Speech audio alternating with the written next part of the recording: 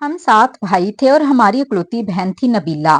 ماں باپ اپنی بیٹی سے بہت زیادہ پیار کرتے تھے اور ہم سب بھی۔ لیکن جیسے جیسے ہماری شادیاں ہوئیں ہماری بیویاں نبیلہ سے کھار کھانے لگیں۔ جیسے ہی ماں باپ کا انتقال ہوا تو ہم سب نے نبیلہ سے منہ موڑ لیا۔ وہ جب بیوہ ہو کر ہمارے دروازے پر آئی تو ساتوں بھائیوں نے اسے دھتکار دیا۔ وہ اپنے بچوں کو لے کر سڑک کنارے جھونپڑی میں رہنے لگی۔ اچانک مجھے جان لیوا بیماری ہوئی تو سبھی بھائیوں نے منہ موڑ لیا۔ لیکن جب میرا آپریشن ہوا تو میں ڈاکٹر کی بات سن کر رو پڑا۔ مجھے جگر کی بیماری تھی اور مجھے جگر عطیہ کرنے والی کوئی اور نہیں بلکہ میں ہاسپٹل سے مرے مرے قدموں سے واپس آ رہا تھا۔ میرے ہاتھوں میں اپنی رپورٹس کی فائل تھی۔ میری آنکھوں سے آنسو بہہ رہے تھے۔ میں نہیں جانتا تھا کہ اب میرے ساتھ کیا ہوگا۔ ڈاکٹر مجھے صاف طور پر کہہ چکا تھا کہ اگر آپ کو کسی نے بھی جگر ڈونیٹ نہیں کیا تو آپ مر سکتے ہیں۔ میری آنکھوں سے آنسو بہہ رہے تھے۔ میرے بچے بھی زیادہ بڑے نہیں تھے۔ ابھی تو گھر میں جا کر میں نے یہ خبر اپنی بیوی کو بتانی تھی۔ پتہ نہیں اس کا کیا ری ایکشن ہوتا۔ میں مرے مرے قدموں سے گھر پہنچا۔ میری بیوی میری ہی منتظر تھی۔ میری صحت بہت زیادہ گر چکی تھی۔ آنکھوں کے گرد کالے گہرے حلقے تھے۔ میری بیوی کہنے لگی، مرتضیٰ کیا کہا ڈاکٹر نے؟ سب کچھ ٹھیک تو ہے؟ میں کرسی پہ یوں بیٹھا جیسے میرا وجود بے جان ہو چکا ہو۔ میں نے رپورٹس کی فائل اس کی طرف بڑھا دی۔ جب اس نے رپورٹ پڑھی تو وہ بھی پریشان ہو گئی۔ وہ کہنے لگی، یہ تو بہت بڑا مسئلہ ہو گیا ہے۔ میں نے کہا، ڈاکٹر کہتا ہے اگر کسی نے مجھے جگر نہ دیا تو میں بچ نہیں پاؤں گا۔ یہ کہہ کر میں پھوٹ پھوٹ کے رونے لگا۔ وہ کہنے لگی، ایسے دل تو مت چھوڑیں، میں اپنا چیک اپ کروا کے دیکھ لیتی ہوں۔ اگر میرا جگر لگتا ہے تو میں دے دیتی ہوں۔ میں نے کہا، نہیں، وہ کہتے ہیں کہ کوئی سگا بہن بھائی ہو۔ وہ کہنے لگی کہ مرتضیٰ پریشان نہ ہو، آپ کے 6 کے 6 بھائی ہیں جو آپ سے بہت محبت کرتے ہیں، اور ہم دیورانی جیٹھانیوں میں بھی کبھی کوئی لڑائی جھگڑا نہیں ہوا۔ ہم تو بہت اتفاق سے رہتے ہیں۔ مجھے پوری امید ہے کہ کوئی نہ کوئی بھائی آپ کو اپنا جگر کا تھوڑا سا ٹکڑا کاٹ کے دینے پر اعتراض نہیں کرے گا۔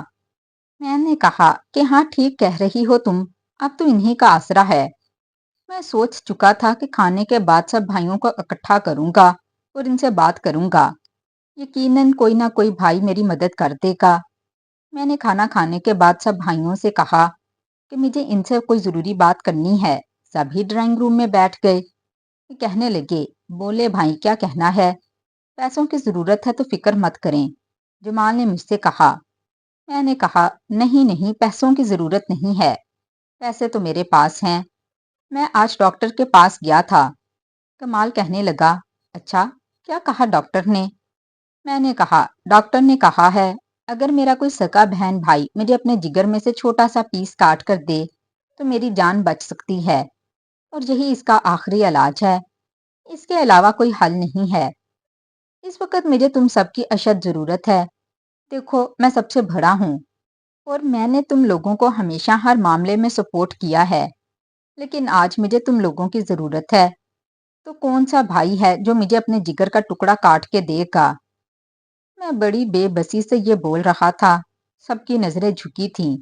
سبھی نظریں چرانے لگے، ایک دوسرے کو دیکھنے لگے۔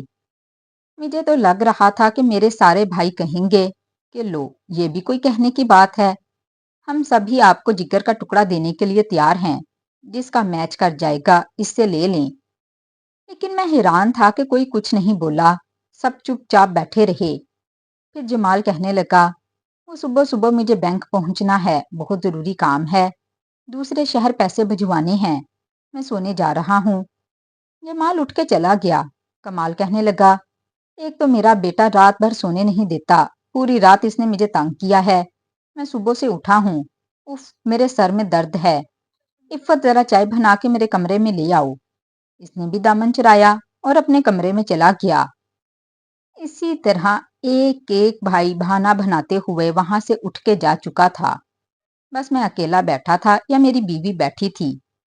میری آنکھوں سے آنسو بہنے لگے۔ میں سمجھ گیا تھا کہ میرا کوئی بھی بھائی اتنی بڑی قربانی دینے کے لیے تیار نہیں ہے۔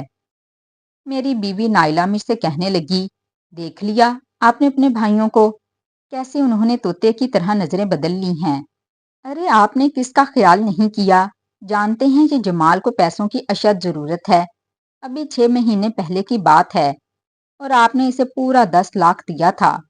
میں نے کہا میں کیا کہہ سکتا ہوں، زبردستی تو کسی کا جگر نہیں لے سکتا۔ وہ کہنے لگی آپ میرے ساتھ چلیں، میں ٹیسٹ کرواؤں گی، میں دوں گی آپ کو اپنا جگر کا ٹکڑا۔ میں نے کہا کہ تمہارا میچ نہیں کرے گا، ڈاکٹر نے صاف کہا ہے کہ بلڈ ریلیشن ہونا چاہیے۔ میں نے کہا ایسا کرتا ہوں اپنے کسی بچے سے لے لیتا ہوں۔ میرا یہ کہنا تھا کہ نائلہ ہتھے سے اکھڑ گئی۔ وہ کہنے لگی مرتضیٰ کیا ہو گیا ہے آپ کو؟ بچوں نے تبھی کچھ دیکھا ہی نہیں، پوری زندگی پڑی ہے ان کی، میں اپنے بچوں کی قربانی نہیں دے سکتی۔ میں چپ سا ہو گیا۔ میں نے کہا ٹھیک ہے کوئی بات نہیں، میری جتنی زندگی لکھی ہے اتنی سانسیں میں لے لوں گا۔ میں بے حد پریشان تھا، موت سے پہلے مرنے کا سوچنا بھی انسان کو بہت کربناک لگتا ہے، اور یہ اذیت میں کیسے سہ رہا تھا میں ہی جانتا تھا۔ بہرحال میری آنکھوں سے آنسو بہنے لگے۔ میں نے ڈاکٹر سے کہہ دیا کہ میں یہ ٹریٹمنٹ نہیں کروا سکتا کیونکہ میرا کوئی بھی بھائی مجھے جگر کا ٹکڑا دینے کو تیار نہیں۔ آپ مجھے میڈیسن دے دیں، جب تک زندگی ہے دوائیاں کھاتا رہوں گا۔ وہ کہنے لگے کہ آپ چاہیں تو کوئی ڈونر بھی ارینج کر سکتے ہیں، ہو سکتا ہے اس کا جگر کا ٹکڑا آپ کے ساتھ میچ کر جائے۔ میں نے کہا اچھا، آپ تو کہہ رہے تھے کہ سگا رشتہ اور خونی رشتہ ہونا ضروری ہے۔ وہ کہنے لگے ضروری تو وہی ہے لیکن پھر بھی ڈونر کا بھی چل جاتا ہے۔ میں نے کہا اچھا ٹھیک ہے۔ میں گھر گیا تو میں نے نائلہ سے بات کی، لیکن میں حیران رہ گیا۔ کل تک جو نائلہ مجھ سے کہہ رہی تھی کہ میرے جگر کا ٹکڑا لے لیں، آج نظریں چرا رہی تھی، بات کرتے ہوئے کترا رہی تھی۔ وہ کہنے لگی آپ نے تو مجھے کل کہا تھا کہ صرف خونی رشتے کا ہی جگر لگ سکتا ہے اور کسی کا نہیں۔ میں نے کہا ہاں، لیکن ڈاکٹر نے کہا ڈونر کا بھی لگ جاتا ہے، لیکن بہتر ہوتا ہے کہ اس کی جگہ کوئی بہن بھائی ہی جگر کا ٹکڑا دے۔ اب سگوں کے تو رنگ روپ تم دیکھ چکی ہو، اب تم ہی ہو۔ وہ کہنے لگی وہ میں کیسے دے سکتی ہوں؟ آپ جانتے تو ہیں مجھے بڑا ڈر لگتا ہے آپریشن سے۔ میں نے کہا کل تک تو تم تیار تھی۔ وہ کہنے لگی وہ تو مجھے پتا تھا کہ میرا لگے گا بھی نہیں، آپ نے کہا تھا کہ صرف بھائیوں کا ہی لگ سکتا ہے، سکے خونی رشتے کا لگ سکتا ہے۔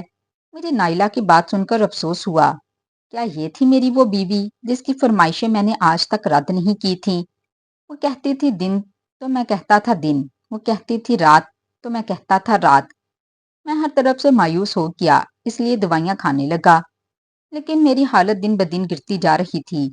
ایک بار میں ہاسپٹل گیا، ڈاکٹر سے چیک اپ کروایا تو وہ کہنے لگا ہاں جی ملا آپ کو کوئی ڈونر؟ میں نے کہا نہیں ہے کوئی تیار۔ وہ کہنے لگا میرے پاس ایک ڈونر موجود ہے جو کہ آپ کو جگر دینے کے لیے تیار ہے۔ میں نے کہا اچھا کون ہے؟ وہ کہنے لگا وہ بھی بتا دوں گا۔ میں نے کہا آپ اس سے پوچھ لیں وہ کتنے پیسے لے گا، میں اسے پیسوں میں تول کے رکھ دوں گا۔ وہ ہنسنے لگا، کہنے لگا پیسوں کی بات بھی ہو جائے گی، لیکن پہلے میں چاہتا ہوں کہ چیک اپ ہو جائے۔ مجھے تو لگا جیسے اس اجنبی شخص نے مجھے زندگی بخش دی ہو۔ میں نے کہا ٹھیک ہے، آپ میری اس شخص سے ملاقات کروا دیں۔ ڈاکٹر کہنے لگا ملاقات کے لیے اس نے منع کیا ہے، لیکن پھر بھی میں آپ کا چیک اپ کر لیتا ہوں، اگر سب کچھ میچ کر گیا تو وہ اپنے جگر کا ٹکڑا آپ کو دینے کے لیے تیار ہے، لیکن اس شخص کا کہنا ہے کہ آپریشن کے بعد ہی میں آپ کو بتاؤں کہ آپ کو جگر کس نے دیا ہے۔ میں نے کہا ایسی بھی کیا بات ہے، میں تو اس شخص کے ہاتھ چوموں گا، میں اس کا احسان مند رہوں گا۔ بہرحال ڈاکٹر نے مجھے اس شخص کے بارے میں کچھ بھی نہیں بتایا۔ میرا ٹیسٹ لیا ہے اور اس کا بھی، اس کا جگر مجھ سے میچ کر گیا، بلڈ گروپ بھی سیم تھا۔ ڈاکٹر نے کہا یہ آپ کے لیے بالکل پرفیکٹ میچ رہے گا، بس اب آپ آپریشن کی تیاری کریں۔ میں نے جب یہ خبر نائلہ کو بتائی تو وہ خوش ہو گئی۔ وہ کہنے لگی یہ تو اچھا ہو گیا، ہمیں کسی کو بھی کوئی قربانی نہیں دینی پڑے گی۔ لیکن بیوی اور بھائیوں کے رنگ میں دیکھ چکا تھا، بڑا دکھ ہو رہا تھا۔ لیکن بہرحال آپریشن کی تیاری بھی شروع ہو گئی۔ جس دن میرا آپریشن تھا مجھے اپنے والدین بہت یاد آ رہے تھے، ڈر بھی بہت لگ رہا تھا، پتہ نہیں کیا بنے گا اور کیا نہیں۔ آپریشن نام ہی ایسا ہے کہ انسان خوفزدہ ہو جاتا ہے۔ حالانکہ ڈاکٹر نے مجھے بہت تسلی دی تھی کہ کچھ نہیں ہوگا، بہرحال مجھے بے ہوش کر دیا گیا۔ میں یہ نہیں جانتا تھا کہ کب مجھے ہوش آیا، کب نہیں، لیکن جب مجھے ہوش آیا تو میں ہاسپٹل کے آئی سی یو میں تھا۔ اپنی جان کے بچ جانے کی مجھے بہت زیادہ خوشی تھی۔ میں نے اپنے ہاتھ کو جگر کی طرف دیکھا تو پٹی بندھی ہوئی تھی۔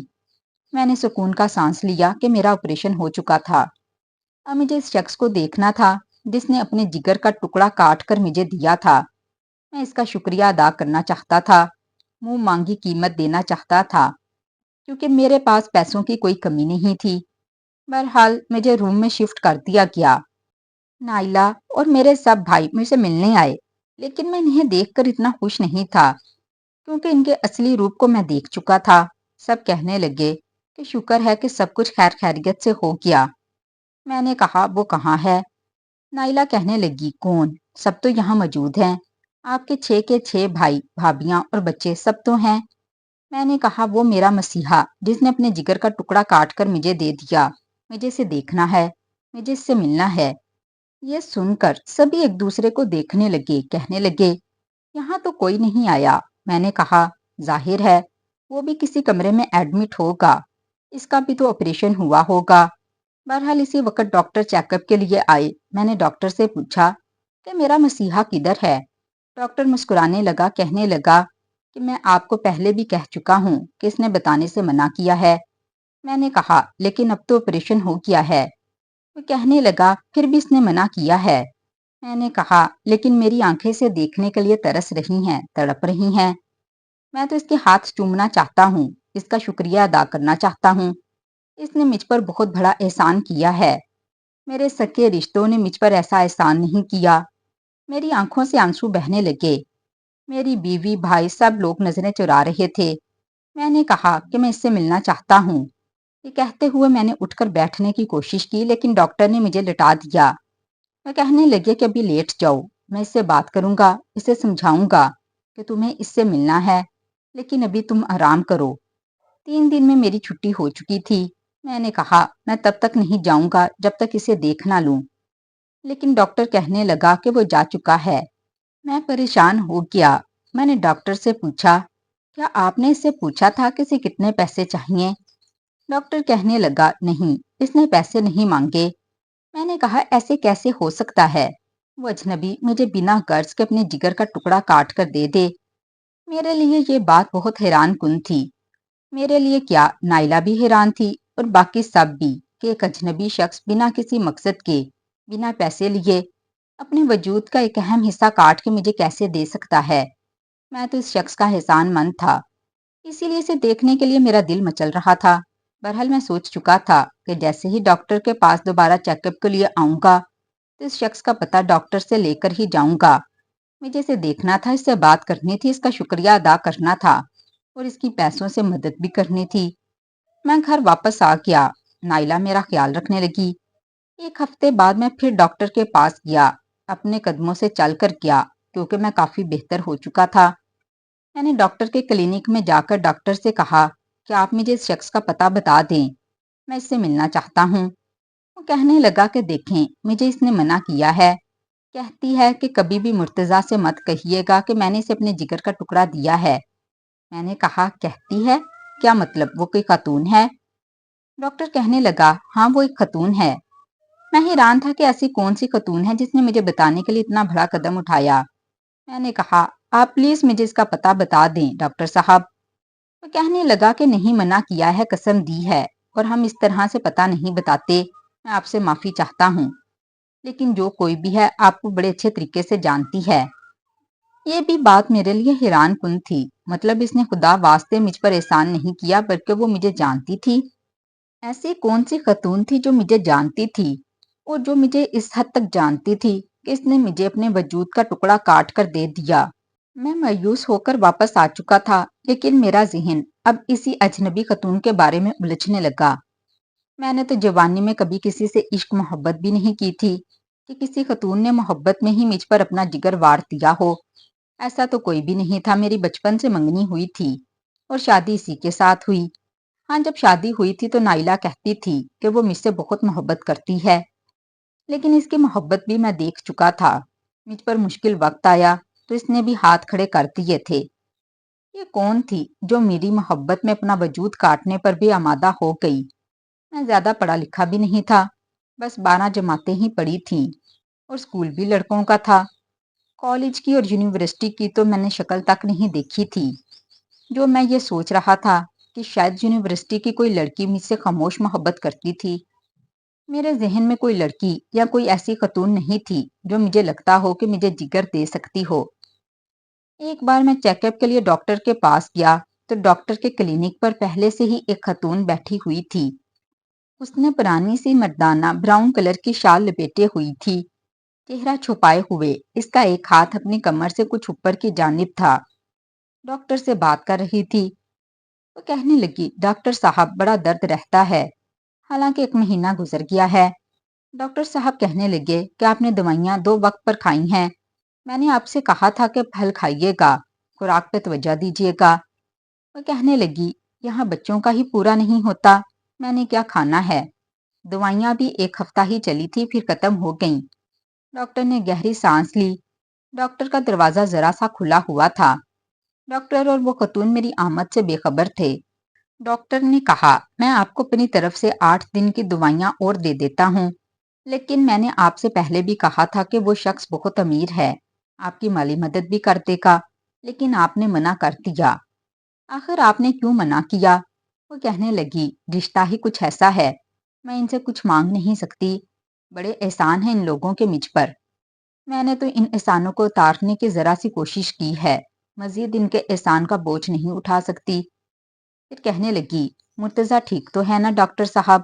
اس خاتون کے منہ سے اپنا نام سن کر میں کچھ حیران سا ہوا۔ یہ وہ خاتون تھی جس نے مجھے اپنا جگر دیا، اور وہ اتنی غربت کی حالت میں تھی، ضرورت مند بھی تھی، پھر پیسوں سے جگر نہیں دیا۔ میرے ذہن میں بہت سے سوال تھے۔ میں یکدم سے دروازے پہ دستک دے کر اندر داخل ہو گیا۔ ڈاکٹر صاحب نے جب مجھے دیکھا تو بے ساختہ کہنے لگا، مرتضیٰ صاحب آپ؟ میں نے کہا، جی، میں چیک اپ کے لیے آیا ہوں۔ میرا نام سن کر وہ خاتون کھڑی ہو گئی اور واپس جانے کے لیے پلٹی۔ پورا چہرہ اس نے اپنی چادر سے چھپا لیا۔ میں نے کہا، خاتون کون ہیں آپ؟ آپ نے مجھ پر اتنا بڑا احسان کیوں کیا؟ اس سے پہلے کہ میں اس سے بات کرتا، اس نے اپنے ایک ہاتھ سے مجھے پیچھے دھکیلا اور دروازہ کھول کے باہر نکل گئی۔ میں حیران رہ گیا کہ آخر وہ مجھ سے بھاگ کیوں رہی ہے۔ جیسے ہی میں کمرے سے باہر نکلا، وہ تیز قدم اٹھاتے ہوئے کوریڈور عبور کر چکی تھی۔ میں اس کے پیچھے تیز تیز قدم اٹھاتا ہوا گیا، کیونکہ آپریشن تو میرا بھی ہوا تھا، زیادہ بھاگ نہیں سکتا تھا۔ لیکن جب تک میں کوریڈور کے آخری سرے تک پہنچا، وہ ہاسپٹل سے باہر جا چکی تھی۔ باہر ایک رکشہ کھڑا تھا جس میں وہ بیٹھ کر چلی گئی اور میں اسے دیکھتا رہ گیا۔ کون تھی وہ؟ میں واپس ڈاکٹر کے کمرے میں آیا۔ میں نے کہا، یہ کون تھی خاتون؟ وہ کہنے لگا، یہ وہی خاتون تھی جس نے آپ کو جگر دیا ہے، بہت بیمار ہے، دوائیاں کھانے کے پیسے نہیں، گھر میں بڑی تنگی ہے۔ میں نے کہا، تو پیسے کیوں نہیں لے لیتی؟ میں پیسے دینے کو تیار ہوں۔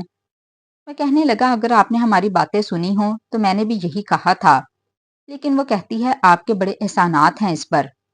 میں حیران تھا کہ میں نے اس پر کیا احسان کر دیا۔ احسان تو اس نے مجھ پر کیا تھا، مجھے نئی زندگی بخشی تھی۔ میں نے کہا، مجھے اس خاتون کے گھر کا پتہ بتا دیں۔ ڈاکٹر کہنے لگا، میں پتہ نہیں جانتا، جس دن آپ کو رپورٹیں دی تھیں آپ روتے ہوئے یہاں سے گئے تھے، تبھی یہ خاتون میرے پاس آئی تھی۔ میں نے کہا، کوئی بھی ان صاحب کو جگر نہیں دے رہا، اور اگر انہیں جگر کا ٹکڑا نہیں ملا، ان کا آپریشن نہیں ہوا تو یہ مر جائیں گے۔ تو وہ خاتون رونے لگی اور کہنے لگی، انہیں کچھ نہیں ہونا چاہیے، آپ ایسا کریں ڈاکٹر صاحب، میرے جگر کا ٹکڑا کاٹ کر لگا دیں۔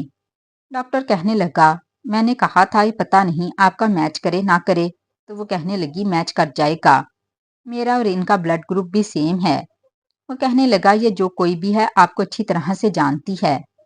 میں یہی تو سمجھ نہیں پا رہا تھا کہ یہ کون ہے جو مجھے اچھی طرح سے جانتی ہے، لیکن میں اسے نہیں جانتا۔ میں نے کہا کہ یار یہ خاتون دوبارہ آئیں گی۔ وہ کہنے لگا، کچھ پتا نہیں، نہ انہوں نے اپنا پتہ دیا نہ اپنا فون نمبر دیا۔ منت سماجت کر کے اپنے جگر کا آپریشن کرا کے آپ کو نئی زندگی بخش دی۔ میں نے اپنی زندگی میں ایسی عورت کبھی نہیں دیکھی۔ میں نے کہا، اچھا۔ میں مایوس ہو کر گھر واپس آ گیا، لیکن اس خاتون کے بارے میں سوچنے لگا، کون تھی وہ؟ میں اسے ملنے کی دعائیں کرنے لگا۔ میں نے ڈاکٹر صاحب کو ایک معقول رقم دی کہ یہ آپ اس خاتون کو دے دیجیے گا، لیکن جب اگلی بار ڈاکٹر کے پاس گیا تو اس نے وہ رقم مجھے واپس کر دی۔ وہ کہنے لگا وہ خاتون نہیں لے کر جا رہی تھیں، مجھے واپس دے کر چلی گئیں۔ بہرحال میں اب روزانہ ہاسپٹل جانے لگا کہ کبھی تو آئے گی، کبھی تو آئے گی تو میں اس بار اس کا ہاتھ پکڑ لوں گا، اس سے پوچھوں گا کہ میں اس کا کیا لگتا ہوں۔ مجھے ہاسپٹل جاتے ہوئے 1 مہینہ گزر گیا لیکن وہ دوبارہ نہیں آئی۔ ایک بار میں نے اسے دیکھا تھا اپنے جگر کے مقام پر ہاتھ رکھے، وہ آئی تھی، اسی شال میں چہرہ چھپایا ہوا تھا، شاید اسے بہت درد ہو رہا تھا۔ ڈاکٹر کے کمرے کی جانب ہی بڑھ رہی تھی جب میں تیز قدم اٹھاتا ہوا اس کے پاس آیا اور اس کی کلائی پکڑ لی۔ یہ ایک بے ساختہ سا عمل تھا، ایک دم وہ پیچھے پلٹی، اس کا ہاتھ اس کے چہرے پہ کیے ہوئے نقاب سے ہٹ گیا، اس کی چادر اس کے چہرے سے ہٹ چکی تھی جس سے اس نے اپنا چہرہ چھپا رکھا تھا۔ جب میں نے اس کا چہرہ دیکھا تو میرے ہوش اڑ گئے، کیونکہ وہ تو میری ہی۔ اس کی آنکھوں سے آنسو رواں تھے اور میں گھٹنوں کے بل اس کے سامنے ہاتھ جوڑے پھوٹ پھوٹ کے رو رہا تھا۔ وہ میری بہن نبیلہ تھی، ہم 7 بھائیوں کی سب سے چھوٹی اور اکلوتی بہن۔ میرے ماں باپ نے اسے بہت نازوں سے پالا تھا، لیکن قسمت کی ستم ظریفی ایسی نکلی کہ وہ اس حال میں پہنچ گئی۔ کچھ قسمت کی اور کچھ ہم بھائیوں کی کمظرفی تھی جو اسے اس مقام پر پہنچا دیا تھا۔ مجھے یاد آ رہا تھا کہ کس طرح سے میرے والدین میری بہن کو ہاتھ کا چھالا بنائے رکھتے تھے۔ جب تک ہماری شادی نہیں ہوئی تھی ہم نے بھی اپنی بہن کے بہت ناز نخرے اٹھائے تھے، وہ جو مانگتی ہم اسے دے دیتے۔ وہ مجھ سے پورے 15 سال چھوٹی تھی اور مجھے مرتضی بھیا کہتی تھی کہ آئس کریم کھانے کو دل چاہ رہا ہے، میں اسے اپنی آئس کریم دے دیتا کہ کھا لو۔ وہ کہتی آپ نے تو کھانی ہوگی، آپ کا بھی دل چاہ رہا ہوگا، مجھے دوسری لا دیں۔ میں کہتا نہیں، میری بہن کو پسند ہے تو وہی کھائے گی۔ میں نبیلہ سے بہت محبت کرتا تھا، لیکن جب نائلہ میری زندگی میں آئی، میری شادی نائلہ سے ہوئی، تو اس نے آہستہ آہستہ میرے دل میں نبیلہ کے لیے زہر بھرنا شروع کر دیا کہ وہ کوئی کام نہیں کرتی، اماں نے ہمیں ملازمہ سمجھ رکھا ہے، مالکن نبیلہ کو بنا رکھا ہے کہ اس کی شادی نہیں کرنی، اسے کیوں ہاتھ کا چھالا بنائے رکھتے ہو آپ سب بھائی۔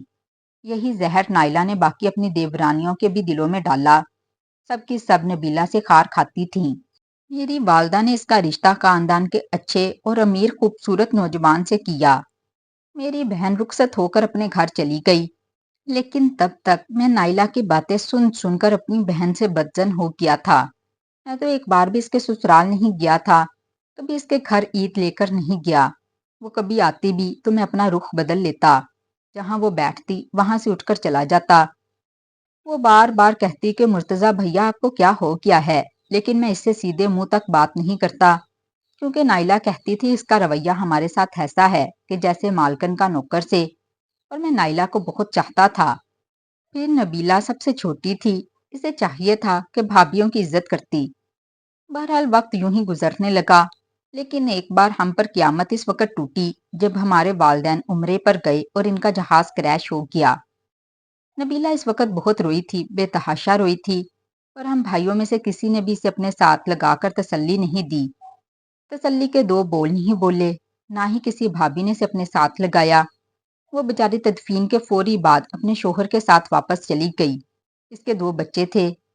جب ایک بار کار ایکسیڈنٹ میں اس کے شوہر کی موت واقعہ ہو گئی اور سسرال والوں نے اسے گھر سے باہر نکال دیا، برسات کی رات تھی، جب وہ روتی دھوتی اپنے چھوٹے بچوں کے ساتھ ہمارے گھر پر آئی تھی، دروازہ کھٹکھٹانے لگی، دروازہ میں نہیں کھولا۔ اس کو اس حال میں دیکھ کر میرا دل تڑپ اٹھا، میں نے کہا نبیلہ تم؟ وہ کہنے لگی بھائی میرے سسرال والوں نے مجھے دھتکار کر نکال دیا ہے، میرے بچوں کا بھی خیال نہیں کیا کہ تیز طوفانی بارش ہے، رات کا پہر ہے، وہ کہتے ہیں تمہیں فرحان کا کوئی حصہ نہیں ملے گا، جاؤ یہاں سے، تمہارے بھائی بڑے امیر ہیں، ان کے پاس جا کر رہو۔ اسی وقت نائلہ بھی آ گئی اور میرے باقی بھائی بھی۔ اس سے پہلے کہ میں اسے اندر لاتا، نائلہ کہنے لگی ہم اسے کہاں رکھیں گے؟ ارے 7 بھائی ہیں، 7 بھابیاں ہیں، ان کے بچے ہیں، ہمیں تو خود کو ایک کمرہ ملا ہے، یہ کہاں رہے گی؟ وہ کہنے لگی نائلہ بھابی میں کہاں جاؤں گی، میرا تو کوئی اور گھر ہے ہی نہیں۔ وہ کہنے لگی جہاں مرضی جاؤ، ہمارے گھر کوئی جگہ نہیں، تم نے پہلے کم حکمرانیاں نہیں چلائیں ہم پر۔ وہ کہنے لگی کہ مجھے کوئی سٹور روم دے دو، میں اپنے دونوں بچوں کے ساتھ روکھی سوکھی روٹی کھا کر گزارا کر لوں گی، لیکن کسی بھابھی نے بھی حامی نہیں بھری۔ اور ہم سب کے سب اپنی بیویوں کی بات مانتے تھے۔ چاہ کر بھی اپنی بہن کو اندر نہیں بلا پائے، بلکہ اسے گھر سے نکال دیا کہ واپس سسرال جاؤ اور ان کو بولو کہ وہ تمہیں رکھیں۔ اور روتی پیٹتی منت سماجت کرتی ہوئی وہاں سے چلی گئی، لیکن سسرال نہیں گئی تھی۔ پھر وہ کہاں گئی تھی کسی کو کچھ خبر نہیں۔ ہم نے بھی پلٹ کر نہیں پوچھا کہ وہ کہاں ہے، کس حال میں ہے۔ اور آج مجھے زندگی بخشنے والی میری وہی بہن تھی جسے میں نے دھتکار دیا تھا۔ میں رو رہا تھا، اسے معافیاں مانگ رہا تھا، اور وہ میرے ہاتھ پکڑ کے کہنے لگی، مرتضیٰ بھائی مجھ سے معافی مت مانگیں، میں اپنی ہی نظروں میں گر جاؤں گی۔ میں نے کہا نظروں سے تو میں گر گیا ہوں۔ میں نے کہا میں نے تمہارے ساتھ اچھا نہیں کیا۔ وہ کہنے لگی جو ہونا تھا سو ہو گیا۔ میں نے کہا تمہارے بچے کہاں ہیں مجھے بتاؤ، میں تمہیں اپنے ساتھ گھر لے کر جاؤں گا، کسی کی نہیں سنوں گا۔ وہ کہنے لگی میرے بچے آئے تھے میرے ساتھ، میں بتاتی ہوں میرے بچے کہاں ہیں۔ میں اس کے ساتھ چلا گیا، اس کے آنسو ابھی بھی بہہ رہے تھے۔ وہ رکشے میں بیٹھی اور مجھے وہاں لے کر جانے لگی جہاں اس کے بچے تھے۔ میں نے کہا جب تمہارے سسرال والوں نے تمہیں قبول ہی نہیں کیا تو دوبارہ کیوں نہیں آئی؟ وہ کہنے لگی دھکے مار کے نکالا تھا آپ لوگوں نے، کس منہ سے آتی؟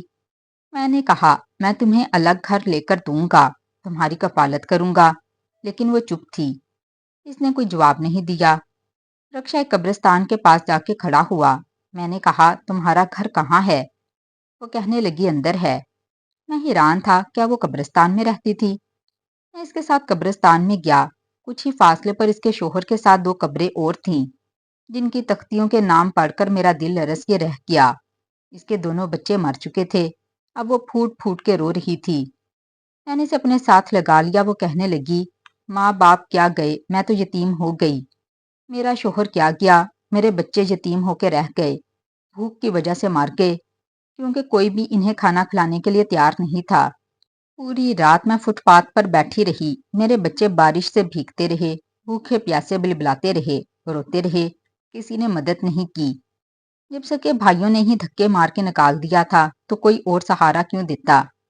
میرے بچے سردی کی وجہ سے بیمار ہو کے مر گئے۔ تب سے میں اسی ہاسپٹل میں صفائی کا کام کرتی تھی۔ آپ کو دیکھا تو دل تڑپ گیا، سوچا میری زندگی کا تو کوئی فائدہ ہے ہی نہیں۔ میرا شوہر نہیں ہے، میرے بچے بھی نہیں ہیں، ماں باپ بھی نہیں ہیں اور بھائی بھی نہیں ہیں، لیکن آپ کا تو سب کچھ ہے، اس لیے سوچا کہ آپ کو اپنا جگر دے دوں تاکہ آپ اپنی بیوی بچوں کے سر پر سلامت رہیں۔ اس کی باتوں نے مجھے خون کے آنسو رونے پر مجبور کر دیا۔ میں پھوٹ پھوٹ کے رو رہا تھا۔ میں اسے اپنے ساتھ گھر لے گیا۔ جب سب کو پتا چلا کہ جگر اس نے دیا ہے تو سبھی شرمندہ تھے۔ میں اپنی بہن کا بہت خیال رکھتا ہوں، لیکن اس کا غم کم نہیں کر سکتا۔ اس کے چہرے پر میں نے مسکراہٹ کبھی نہیں دیکھی۔ آج وہ گھر جو کبھی اس کی ہنسنے کی آواز پر گونجتا تھا، آج اس کی خاموشی کا ماتم بھرنا ہوا ہے۔ بہرحال وہ کسی زندہ لاش کی طرح ہمارے گھر میں رہتی ہے۔ اس کہانی کو سنانے کا مقصد یہ ہے کہ خدا کے لیے اپنی بہن کے پیار پہ شک مت کریں، کہیں میری طرح بعد میں پچھتانا نہ پڑ جائے۔ تو ناظرین، ہماری آج کی یہ کہانی آپ کو کیسی لگی؟ کمنٹ باکس میں اپنی رائے کا اظہار لازمی کیجیے گا، اور مزید اس طرح کی سبق آموز کہانیاں سننے کے لیے ہماری ویڈیو کو لائک کریں، شیئر کریں اور ہمارے چینل کو بھی سبسکرائب کر دیں۔ شکریہ، اللہ حافظ۔